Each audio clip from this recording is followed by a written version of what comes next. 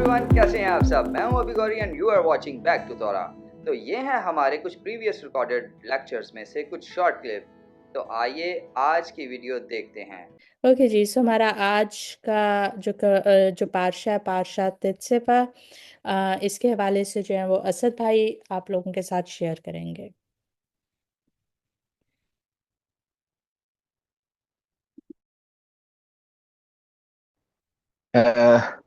जी भाजी, thank you. आप सबकी सलामती हो, आप जीते रहे, आप सारे खुश रहे। हमारा आज का हिस्सा जो पार्शा है, हमारा आज का जो हिस्सा है तिजावे, और कोई इतना बड़ा पार्शा नहीं है, आज छोटा है। इसके बारे में ना दो अ, जो है ना अ, एक फैक्ट्स मैं आपको बताता हूं कि ये वो वाहिद पार्शा है जिसके अंदर बुजुर्ग मूसा का नाम नहीं है। मैं दीवारीम इस्तिस्ना की बात नहीं कर रहा, क्योंकि इस्तिस्ना जो पूरी की पूरी किताब ही है ना, वो फर्स्ट पर्सन नैरेटिव है, तो उसकी बात नहीं कर रहा। लेकिन ये वो वाहिद हिस्सा है, तोरा पोर्शन है, जिसके अंदर रबीनु मोशे का नाम नहीं है। और बालहा तोरीम जो है वो इसके बारे यही कहते हैं कि चूंकि उन्होंने कहा था कि अगर तू इनको माफ करे तो खैर, वरना मेरा नाम भी उस किताब में से जो तूने लिखी है मिटा दे। तो वो उनका पॉइंट ये है कि सिद्दीक की जो बात है ना, वो रायगा नहीं जाती। सो इसीलिए जो है ना, इट्स द पोर्शन जिसके अंदर रबी मोशे का नाम नहीं है, और जिसमें ये है ना कि तू बनी इसराइल को कह। सो जो है ना, ऊर खाइम जो है ना, वो ये कहते हैं कि मतलब हम इसको इन जनरली ये लेते हैं, लेकिन अगर आप इसको हिब्रू में देखेंगे तो इट मीन्स टू कनेक्ट। सो खुदावंद ताला ये कह रहे हैं, कनेक्ट विद एवरी बने इसराइल, एवरी इजराइलाइट। सो हर एक से जो है ना उस वो कनेक्शन होना चाहिए। सो ये दो इंटरेस्टिंग फैक्ट्स थे। मैंने कहा इससे पहले कि हम मजीद इसके अंदर आगे बढ़ें, तो ये मैं आपको बताऊं। खैर, हमारा पार्शा जो है वो खरूज 27 बाब उसकी 20 आयत से लेके 30 बाब की 10वीं आयत तक है। और मेरा ख्याल है किसी एक तौरा पोर्शन के अंदर ना, मैंने एक बात कही थी कि किसी भी तौरा के किसी भी हिस्से को इंजॉय करने के लिए एक बात जरूरी है कि आपको उस हिस्से के बारे में, मैं ये नहीं कहता कि हमारे पास शायद कंप्लीट नॉलेज है, वो नहीं हमारे पास होता, लेकिन एटलीस्ट जो है ना सफिशिएंट नॉलेज होना चाहिए कि हम उस हिस्से को ना उससे लुत्फानंदोज हो सकें। सो तौरा में बहुत सारे हिस्से ऐसे हैं जो कि कहानियों की सूरत में बयान किए गए हैं। तो इवन जो लोग तौरा के लैंग्वेजेस, उसका कल्चर, हिस्ट्री एंड और बहुत सारी चीजों उसमें वेल वर्स्ड नहीं भी है ना, तो वो भी एक नैरेटिव सुन के ना, कहानियां तो हर कोई शौक से सुनता है, सो वो भी वो नैरेटिव सुन के ना तो उसको एंजॉय करते हैं। तौरा के कुछ हिस्से ऐसे हैं जो कॉम्प्लेक्स हिस्से हैं। उसको जानने के लिए, उसको समझने के लिए आपके पास जब तक एडिक्वेट इंफॉर्मेशन नहीं होती, आप उन हिस्सों को एंजॉय नहीं कर सकते। और अ, मुझे इस चीज का आइडिया इसलिए है क्योंकि मैंने नसब नामों को पढ़ते हुए एंजॉय किया। लोग नसब नामे स्किप कर जाते हैं, जिनियोलॉजीज जो हैं उनके ऊपर से कूद जाते हैं। वो जब ये कौन पढ़े, अगर आप मुझसे पूछेंगे तो मेरी दानिश में भी ये जो तौरा पोर्शन है, कमोबेश इसको भी इंजॉय करने के लिए ना, आपके पास जब तक इसकी सफिशिएंट नॉलेज नहीं ना होगी, आप इसको इंजॉय नहीं कर सकते। अब क्यों? क्योंकि अगर आप इसको पढ़ेंगे तो आपको ये पता लगेगा कि ये जो है मकदस की मुस्कान की तैयारी है, काहिनों का जो लिबास है, उससे जो है ना मुतलका इंफॉर्मेशन जो है वो आपको दी गई है, और इस तरह का की बहुत सारी बातें हैं इसके अंदर। बहर क्या, हमारी 20th रीडिंग है, ये 20वीं रीडिंग है, और इसका मतलब है, तजावे का मतलब है यू शैल कमांड। और जैसा कि मैंने अभी ये कहा कि उरखाइम ये कहते हैं कि you shall command is you shall connect. तो अगर आप इसको ऐसे देखेंगे तो आप इसको एक ज्यादा खूबसूरत जो है ना फॉर्मेट में एंजॉय करेंगे। सो अगर हम इसको ऐसे ही देखें कि यू शैल कनेक्ट, ठीक है, to the sons of Israel, और वो तेरे लिए जैतून का खालिस तेल जो है कूट कर निकाला हुआ लेकर आए ताकि चिराग रोशन रहे। जैसा कि मैंने पहले बताया कि इसके अंदर वो सारी इंस्ट्रक्शंस हैं जो मिष्कान के लिए, उसके बाद काहिनों के लिबास जो है और उन सारी चीजों से जो है मुतालिक है। इससे पहले कि हम और आगे जाएं, मैं कुछ एक दो बातें मजीद आपके साथ इसी रेफरेंस में करना चाहता हूँ। काहिन, इसको मैंने स्पेसिफिकली, चूंकि काहिनों को एड्रेस किया जा रहा था, तो मैंने स्पेसिफिकली इस चीज को इसके अंदर रखा। सूरत हाल ये है कि अगर आप खुरूज 28 बाब की उसकी पहली आयत पढ़ेंगे तो वहां ये लिखा है कि अपने भाई हारून को और उसके बेटों को जो है ना बनी इसराइल में से उसके सामने ला, ताकि वो मेरे लिए जो है ना कहानत की खिदमत को अंजाम दे। और उसके लिए बुजुर्ग हारून, नदब, अबीहो, अलीअजर और इतमर, ये वो नाम है जो उनके जो है वो चुने गए। अच्छा, अब सूरत हाल ये बनती है कि क्रिश्चियन एनवायरनमेंट के अंदर प्रीस्टहुड जो है that is something else.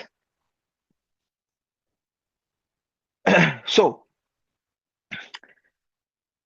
Christianity के अंदर जो एक शेपर्डिंग की जो सेंस है वो डेवलप करके उसको प्रीस्टहुड के साथ जो है ना जोड़ा जाता है। और जो प्रेस्बिटर्स हैं उनको भी प्रीस्ट कहा जाता है। सो मुख्तलिफ जो उनके दरमियान मुख्तलिफ हलकों के अंदर जो है ना प्रीस्टहुड्स की डिफरेंट डेफिनेशन है। लेकिन मैं आपको ये बता रहा हूं कि what so ever the definition, it is totally different from the definition of the Torah, which Torah says is the priest. कोई ये कहे जी मैं प्रीस्ट हूं, उसको हारून के खानदान से, उसको हारून के घराने से होना चाहिए। This is the definition of तौरा। इससे पहले कि अगर आप तौरा का प्रीस्टहुड जो है उसको देखने चाहते हैं, तो वो जितने भी क्रिश्चियन प्रीस्ट है ना उनको आपने 1 मिनट के लिए जो है ना वो साइड पे कर देना, क्योंकि they are not. So priest या कोहिन जो है, बहुत सारे नाम आपने जो है ना कोहिन वो अपने नाम के साथ लगाते हैं, आपने सुने भी होंगे। सो बाइबल में, तौरा में, सिर्फ हारून, बुजुर्ग हारून की औलाद जो है वो ही प्रीस्ट हो सकती है, क्योंकि ये एक उनका पैदाइशी हक है, ये उनका एक पैदाइशी राइट है। यहां पर जो प्रीस्ट हैं वो कोई सेलिबसी या इस किस्म के जो है ना वाउज नहीं लेते।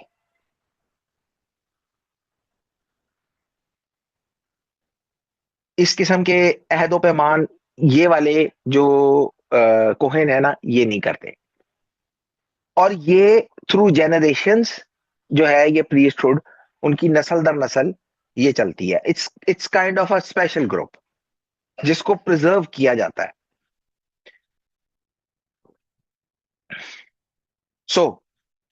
अब एक और चीज, जो प्रीस्ट और जो रैबाइज हैं वो भी सेम नहीं है। हाँ, रैबाई प्रीस्ट जो है वो रैबाई हो सकता है। रैबाइज जो है वो मतलब ऐसे लोग हैं जो यशीवा से उन्होंने इतनी सारी चीजों को पढ़ा होता है। और जो रेबेनिक ऑर्डिनेशन है वो वो उस ऑर्डेनिंग बॉडी का जो है ना वो हिस्सा होते हैं। कोई भी जो यहूदी है वो रैबाई जो है वो बन सकता है। आज के दिन तक जो प्रीस्ट हैं वो उनका एक प्रीस्टली जो स्टेटस है वो मेंटेन किया जाता है। और जो वो अभी भी कुछ ऐसी रिस्ट्रिक्शंस हैं जो प्रीस्ट, जो ऐसे मिtzvahs हैं जो सिर्फ प्रीस्ट पे लागू होते हैं, वो उनको आज भी फॉलो करते हैं। और मोर ओवर इसके साथ उनको स्पेशल प्रिविलेजेस जो है वो मिलती हैं। मसलन एक का तो हमेशा से बाजी ने जिक्र किया है, और वो है कि अगर कोई कोहिन सबत पे मौजूद है तो उसको सबसे पहली अपॉर्चुनिटी दी जाती है तौरा स्क्रोल से पढ़ने के लिए। अगर शबात की जो प्रेयर्स हैं वो एंड हो रही हैं, तो उसको प्रीस्टली ब्लेसिंग के लिए जो है ना स्पेशली बुलाया जाता है कि वो जो है ना काहिनी बरकत जो है वो लोगों को दे। सो और एक और पिदियोन हाबेन, ये redemption of the first born, उसके लिए भी जो है ना प्रीस्ट जो है या कोहेन जो है उनको बुलाया जाता है। सो बेशक जो कोहेनीम है उनका फंक्शन एज जैसे कि जब मकदिस खड़ा था उस तरह से तो नहीं है, लेकिन आज भी इन सारी चीजों का लिहाज करके, क्योंकि खुदावन ताला ने ये ऑनर जो है वो उनके उनको दिया है और नस्ल दर नस्ल ये उन्हीं का है। सो मतलब ऐसे ही नहीं है कि राह चलते उठ के किसी को ख्याल आया मैं खुदा का खादम हूं। हाँ, हम सब खुदा के खादम है इन ए जनरल सेंस, लेकिन not in a priestly sense. वो हम में से कोई भी नहीं, ऐसे ही मैं बैठा था, मुझे ख्याल आया कि मुझे भी बस्ता पकड़ के ना तो काहिन बन जाना चाहिए, मैं खुदा का काहिन हूं। इस ट्रैप में आपने कभी जिंदगी में नहीं फंसना। It is not. ये नस्ल नस्ल दर नस्ल ट्रेवल करता है। अगर कोई नस्ल से साबित है तो वो काहिन होगा। और मकदिस के रेफरेंस में सिर्फ उन्हीं को खिदमत करने की इजाजत है। और इसके अलावा बहुत सारे बिब्लिकल कैरेक्टर्स जो हैं वो कोहिनीम में से थे। मसलन बुजुर्ग यर्मिया, बुजुर्ग हिजकिय्येल, बुजुर्ग अजरा, जनाब जकरिया नबी जो हैं। और इवन अगर आप नए अहद नामे में भी आ जाते हैं तो बुजुर्ग यूहन्ना और उनके जो वालिद थे वो भी जो हैं वो इसी लड़ी में से थे।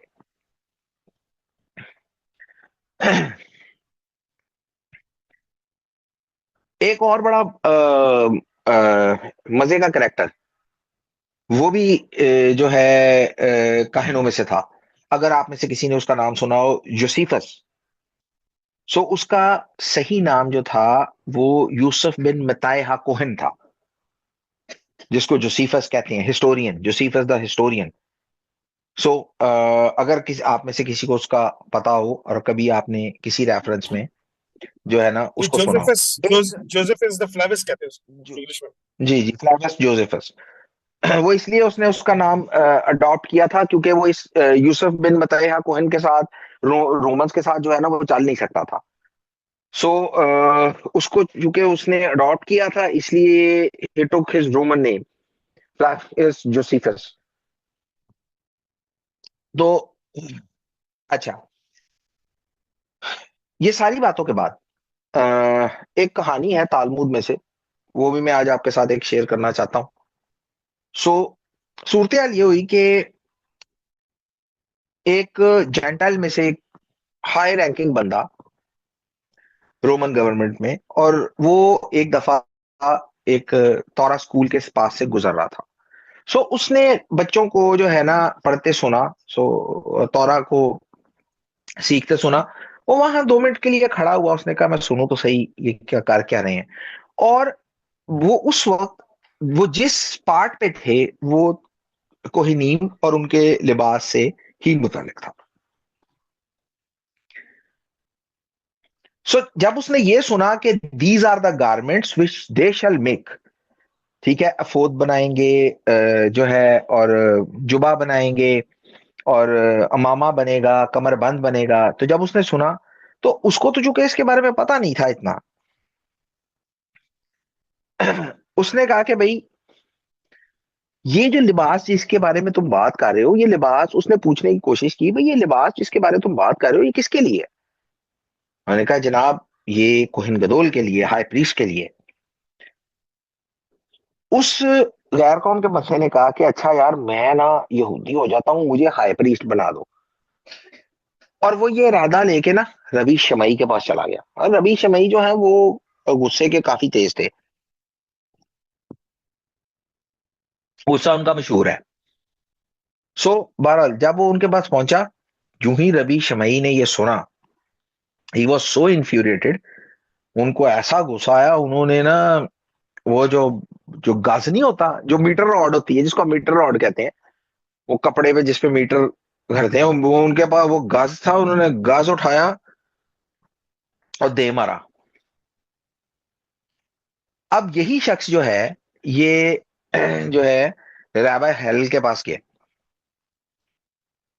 और उसने रैबा हेलल को भी यही कहा कि भाई मुझे कोहिन को दोल बनाओ, मैं यहूदी हो जाऊंगा।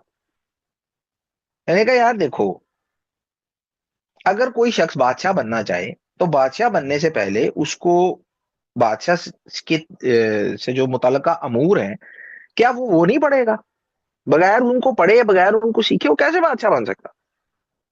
तो इससे पहले कि तुम कोहिन गदोल बनो, तुम्हें क्या तौरा पढ़नी नहीं चाहिए? सो उस आदमी ने ये इरादा कर लिया कि मैं कोहिन गदोल बनूंगा, इसके लिए मैं तौरा को पढ़ूंगा। और जब उसने उस तौरा को पढ़ना शुरू किया, और उसके अंदर जब वो डीप इनसाइड द तौरा गया, तो उसको ये पता लगा कि he could never be a high priest, बल्कि कोई आम इसराइली भी हाई प्रीस्ट नहीं हो सकता। Only the sons of Haroon, they are eligible for this post.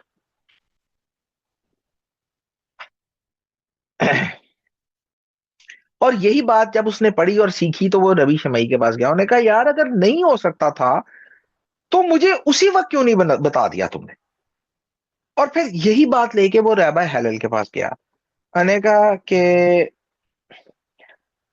रैबा, may blessings rest on you, अगर तू मुझे ऐसे ना बताता तो मैं कभी भी तौरा ना सीख सकता। सो दिस इज इट कि रैबा हेलल जो है उनकी हलीमी बहुत मशहूर थी, रैबा शमई का गुस्सा बहुत मशहूर था। रैबा हेलल के बारे में कहते थे उनको गुस्सा नहीं आता था, और आई डोंट नो कि how he achieved that, may be he was not living among our people, लेकिन I don't know how he achieved that, लेकिन उनके बारे में मशहूर है उनको गुस्सा नहीं आता था। नॉनदलेस ये बात जरूरी थी आज के रेफरेंस में इसलिए करनी कि आप लोग ये समझ लें कि अगर कोई बंदा आपको ये आके कह रहा है जी मैं खुदा का काहिन हूं, मैं फलाना हूं, मैं ये हूं, हम खादिम तो सब है ही खुदा के, इसमें कोई शक नहीं है, लेकिन आपने ये काहिनों वाले ट्रैप में नहीं फंसना, इसके अंदर नहीं आना, क्योंकि तौरा जो है वो स्पेसिफिकली स्टेट करती है कि कौन काहिन होगा। सो इसी के साथ एक और बड़ी खूबसूरत और मजेदार बात हम तौरा से सीखेंगे, और वो है खुरूज 28 बाब उसकी 31 से 33वें आयत में। सो अगर कोई बेगम साहब अगर आप प्लीज पढ़ सकती हैं इसको। जी। खरूज।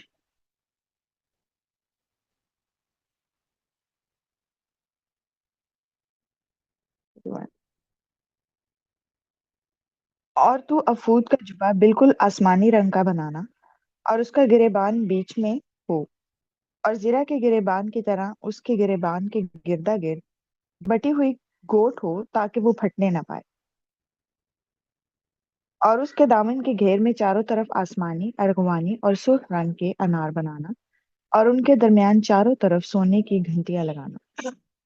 यानी जुबा के दामन के पूरे घेर में एक सोने की घंटी हो, और उसके बाद अनार, फिर एक सोने की घंटी हो, और उसके बाद अनार। इस जुबा को हारून हिदमत के वक्त पहना करे, ताकि जब वो पाक मकाम के अंदर खुदाम के हुजूर जाए या वहां से निकले तो उसकी आवाज सुनाई दे, ता ऐसा ना हो कि वो मर जाए। Thank you. सो खिदमत के दौरान आवाज सुनाई दे, पर क्यों? आप मुझे बताएं, हम किसी जगह पे किसी बहुत अहम जगह जा रहे हैं, हमने अपना बेहतरीन लिबास निकाल के पहना है, और क्या हम उस लिबास के अंदर जो है वो कभी कोई घंटियां या इस चीज की लगाएंगे कि हम चलें तो हमारी चलने से हमारे लिबास में आवाज पैदा होना शुरू हो जाए? ये कौन सी आवाज है जो खिदमत के दौरान उसके लिबास में से आती रहनी चाहिए? और ये खुदावंद का हुक्म है। सो थोड़ा सा हम आज इसके ऊपर इसको देखेंगे कि अनार और घंटियां और ये आवाज क्यों। सो सबसे पहले रामबान रामबान कहते हैं, उनका ये पॉइंट है कि भाई कोई अपनी ये लिबास पे आवाज करने वाली चीजें क्यों रखेगा, इसकी क्या सेंस है? और सरदार काहिन के लिबास पे ये क्यों थे? ऑब्वियसली कोई भी इंसान है वो इस चीज को मतलब पूछने की कोशिश करेगा कि भाई क्या सेंस क्या है इसकी।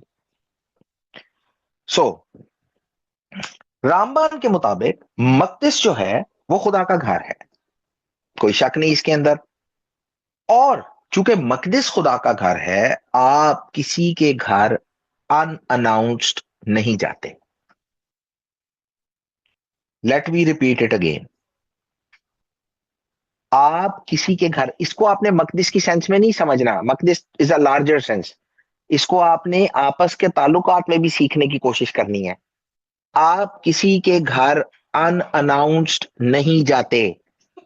हमारे कल्चर में, let me take a pause, ये मैं जरूर आपको बताना चाहूंगा, सिखाना चाहूंगा। हमारे कल्चर में ना एक बड़ी गंदी बात है।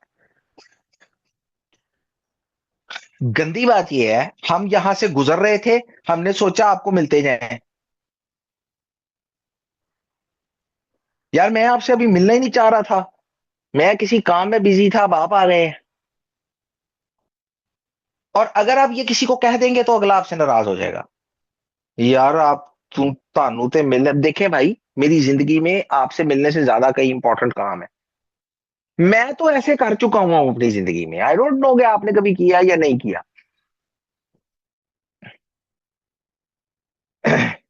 चूंकि मैं तो वैसे ही वैसी मशहूर हूं ना, तो मैं तो ये कर चुका हूं। मेरे घर आप अनाउंस नहीं आ सकते। अगर मैं बिजी हुआ तो मैं उठ जाऊंगा, वरना आप उठ जाएंगे।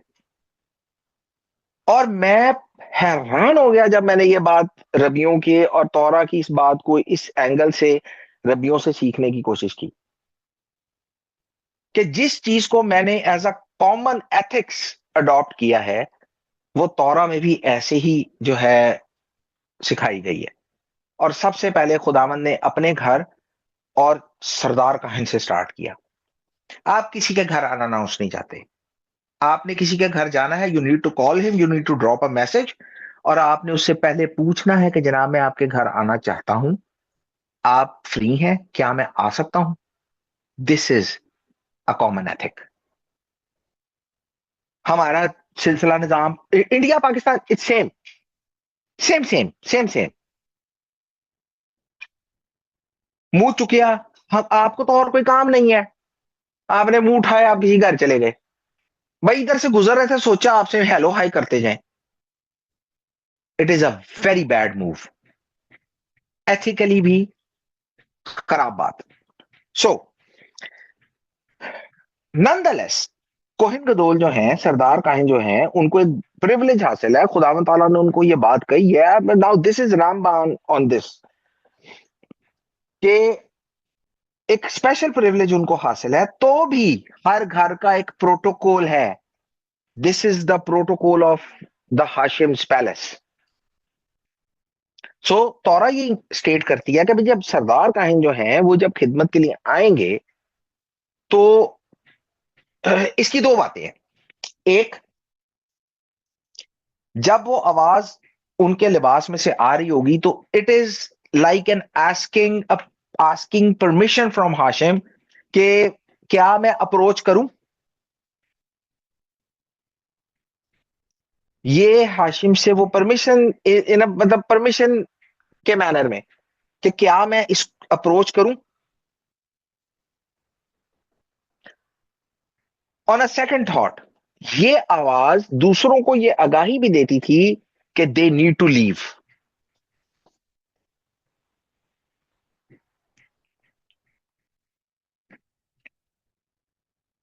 तौरा ये कहती है कि जब सरदार काहिन खिदमत के लिए आएगा तो कोई मौजूद ना हो। लफ्ज कोल आदाम इस्तेमाल हुआ है, तो रामबान से कहते हैं कि कोल आदाम means everyone needs to leave that place, and from everyone उनका मतलब है फरिश्ते भी वहां से जाएंगे। It's meeting between Hashem and the representative of all of Bnei Yisrael, Kohen Gadol.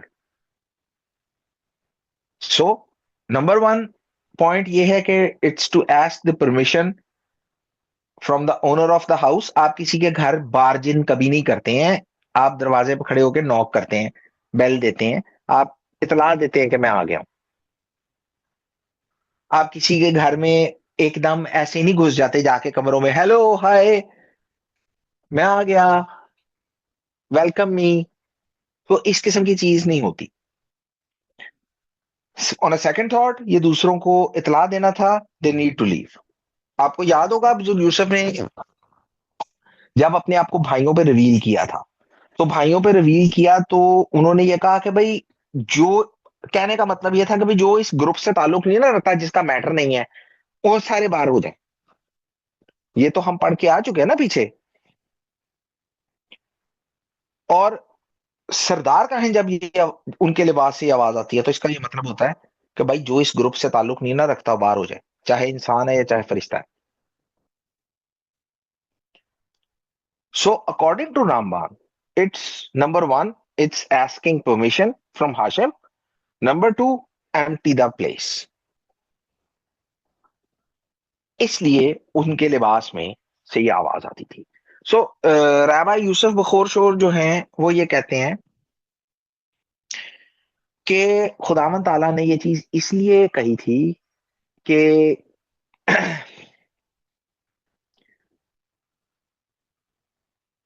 कि जो हारून है, बुजुर्ग हारून है, वो चुप करके हजूरी में मत आए चोर की तरह।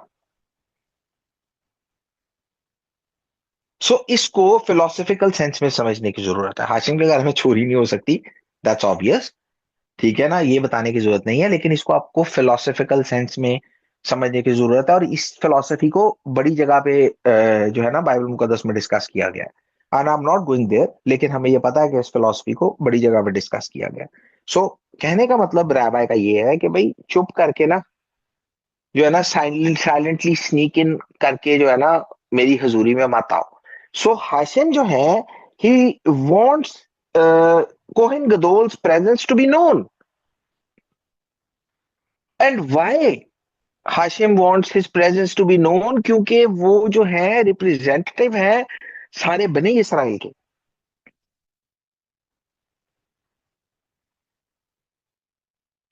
On a second thought, he is the representative of all Bnei Israel, and he is invited.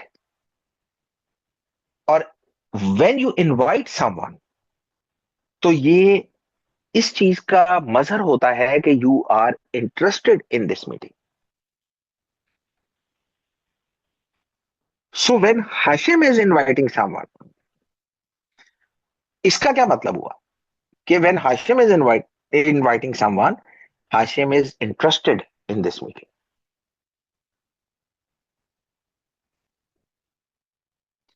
इसी वास्ते उनके लिबास में से ये जो है ना आवाज आती थी।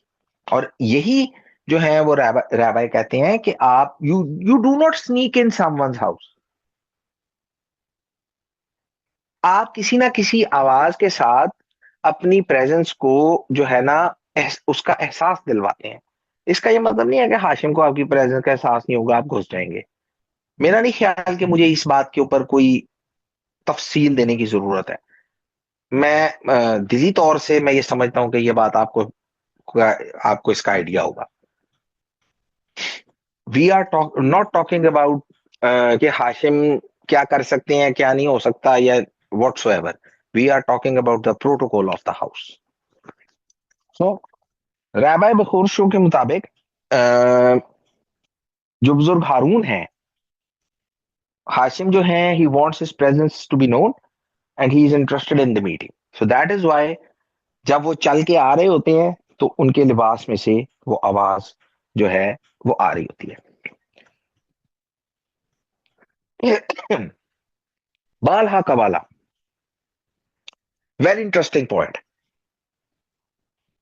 वो ये कहते हैं, उनका पॉइंट, उनका टेक ऐसे है कि ये इट्स लाइक अ जीत जीत. सो ये हमें सबको पता है कि, ये मुझे पता है कि इसके बाद जो है ना, मुझे गौरी साहब ने ये फोन करके कहना है, खान साहब ये तो आप कहते हैं कि ये बात सबको पता है, पर यार all is well, I hope well. मैं उम्मीद रखता हूं कि ये सबको पता है कि तोहरा फरमाती है कि जब जीत जीत पहनोगे तो खुदा के हुक्मों को याद करोगे. अच्छा. तो उनका पॉइंट ये है कि जब, चूंकि तौरा जीत जीत के रेफरेंस में ये फरमाती है कि जब जीत जीत पहनोगे खुदा के हुक्मों को याद करोगे. सो सिनेरियो ये है, आपकी जो सेंस ऑफ सीइंग और सेंस, जीती जो है, it's related with your sense of seeing.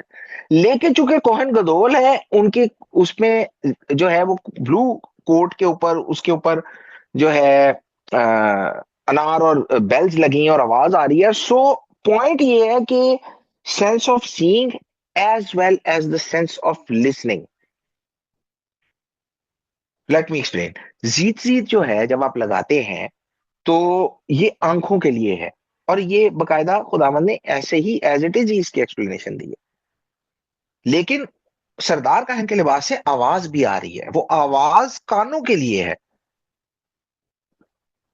So as a representative of all Israelites, Kohen Gadol is kind of a step further. एक तो उनका कोट ब्लू है, इट्स लाइक अ जीत, और फिर उसमें से आवाज आ रही है. सो द सेंस, जो आपकी जो sense of seeing and sense of listening है, ये दे आर बोथ इन्वॉल्व. एक बड़ी स्पेशल चीज है कि ये वाला जो मिtzवा है ना, ये स्पेसिफिकली हाई प्रीस्ट के लिए है. और स्पेसिफिकली हाई प्रीस्ट के लिए क्यों है? क्योंकि हाई प्रीस्ट इन टर्म्स बहुत ज्यादा, इन कंपैरिजन टू एक आम इसराइली, बहुत ज्यादा हुक्म जो होते हैं वो उन्होंने फॉलो करने होते हैं, जो कि आम इसराइली के ऊपर एप्लीकेबल नहीं होते.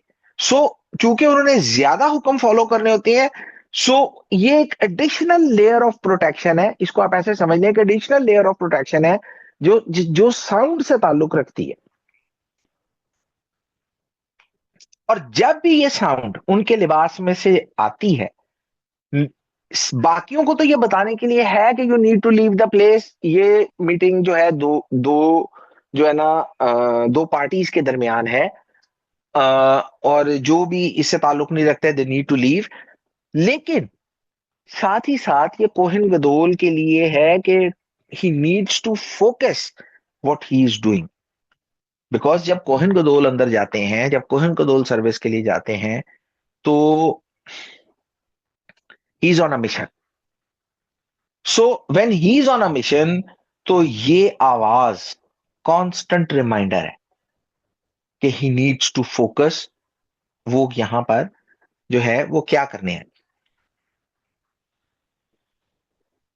जब भी कोहन गदोल अंदर जाते हैं और बाहर आते हैं, तो ये आवाज उस चीज की यादगारी रहती है कि खुदा ने तुझे क्यों बुलाया था और तेरा काम जो है वो अब क्या है. और इस चीज का रियल टेस्ट तब होता है जब आप अंदर से बाहर आ जाते हैं, क्योंकि आप उस केदुशा को कैरी कर रहे होते हैं. क्या आप उसको दूसरों तक पहुंचा पाएंगे?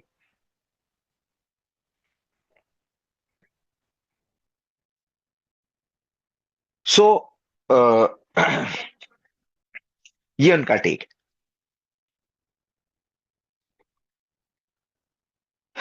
इसके बाद नजीब जो है वो अपनी तफसीर में कहते हैं कि एक मिनट यार, एक मिनट भाई, भाई लोगों, घंटियों की आवाज इसलिए थी क्योंकि ये तो लिखा है कि वो मर ना जाए। सादी सादी एक्सप्लेनेशन है। नजीब कहते हैं भाई सादी सादी बात है, घंटियों की आवाज इसलिए है क्योंकि वो लिखा है कि वो मर नहीं जाए, मर ना जाए। क्यों? अब बड़ा ही खूबसूरत एंगल उनका। वो कहते हैं भाई यौम के पोर पे भी तो वो बिना आवाज के सरदार काहिन पाक तरीन मकाम में जाता था ना। यौम के पोर पे होपफुली आपको पता होगा कि वो गोल्डन गारमेंट्स उतार देते थे और सफेद कतान के लिबास में जाते थे और उसमें घंटियां नहीं होती थी। तो नजीब ये कहते हैं कि भाई ये तो सिंपल लिखा है कि वो मर ना जाए, यौम के पोर भी बगैर इसके होता था। इससे आगे वो ये पॉइंट रेज करते हैं कि ये बात सिर्फ अनार और घंटियों के बारे में नहीं है, ये पूरे के पूरे सरदार काहिन के लिबास के बारे में है, और वो पूरे का पूरा लिबास ही सरदार काहिन को बचा रहा होता था।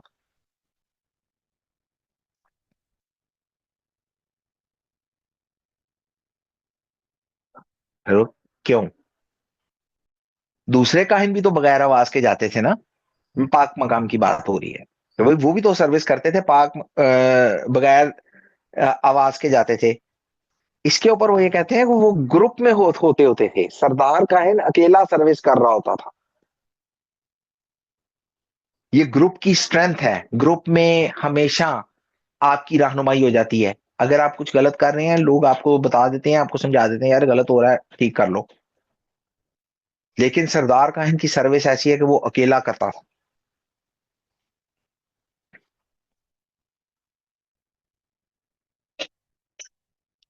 इसलिए वो ये कहते हैं कि जो है ना, सरदार काहिन को इस फॉर्मेट में लिबास उसका बनाया गया था और इसीलिए उसमें से ये आवाज आती थी।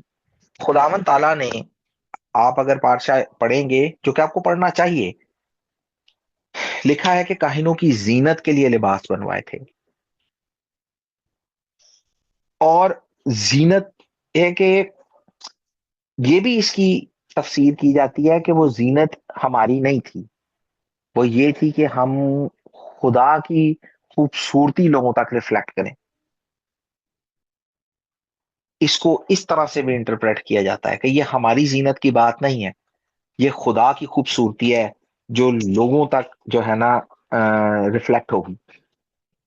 और इसीलिए वो ये कहते हैं कि काहिनों के लिबास में जो है ना वो निशान रखे गए।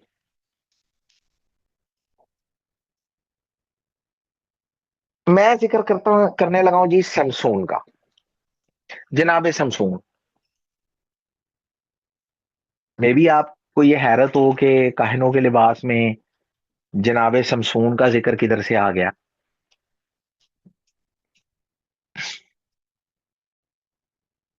अगर आप कुजात की किताब पढ़ेंगे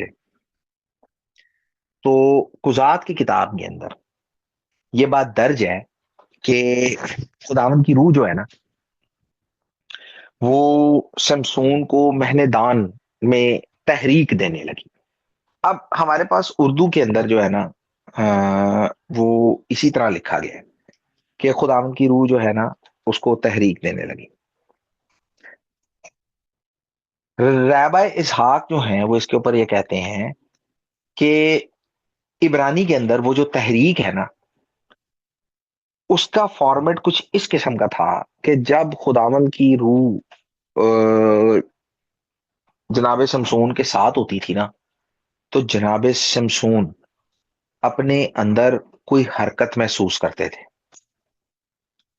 किसी एक किस्म की वाइब्रेशन फीलिंग, कुछ कोई साउंड, कुछ चीज थी जो उनको पता लगती थी, जिससे उनको ये एहसास होता था कि जो है ना खुदाम जो है ना खुदाम की रूह उनके साथ है। और इसीलिए वो ये कहते हैं कि जब ये आवाज आती थी तो सरदार काहिन को जो है ना इस चीज का इतराक रहता था कि खुदावन की रूह जो है वो मेरे साथ है। और यही बात सरदार काहिन को इस चीज के ऊपर हमेशा फोकस्ड रखती थी कि जो वो करने आए हैं, जो उन्होंने करना है और जो करके उन्होंने बाहर जाना है, वो इस चीज को बड़े जो है ना विदाउट एरर और मेटिकुलसली इसको परफॉर्म करें। अगर आप इन सारी बातों को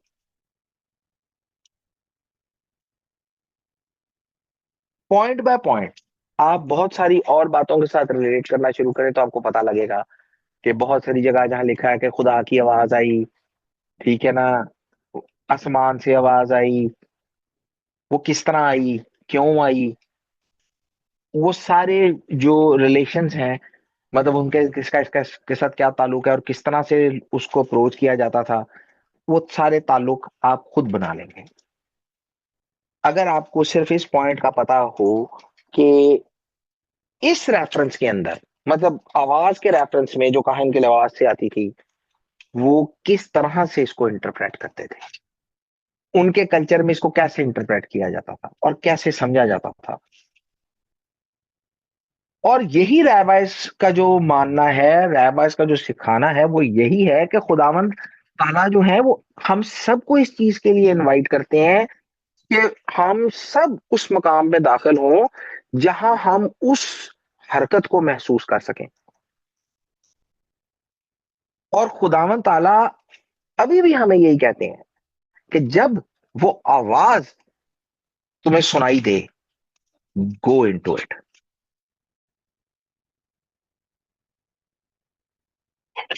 और जब आपको वो आवाज सुनाई देगी और आप हाशिम के सामने जाएंगे, आप ये महसूस करेंगे कि यू यू स्टैंड लिफ्नई हाशिम,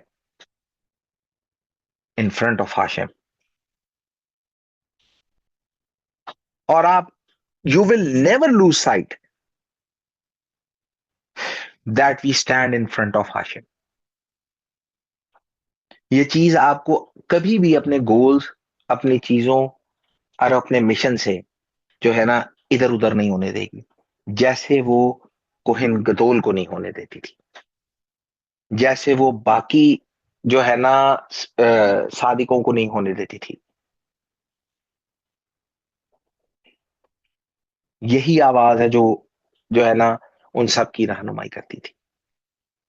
एंड आई विश कि हम इस आवाज को जो है ना सुन के हम भी जो है ना उसी मकाम तक जा सके जहां we stand in front of Hashem himself. बारी ताला आप सबके साथ हो और आपको ये फजल दें कि आप जो है ना खुदावंद के चेहरे के सामने खड़े हो सकें और आप उस आवाज को सुन सकें जिसके लिए ना कान बड़े खास चाहिए। बारी ताला आप सब पे रहम फरमाए, मुझ पे भी।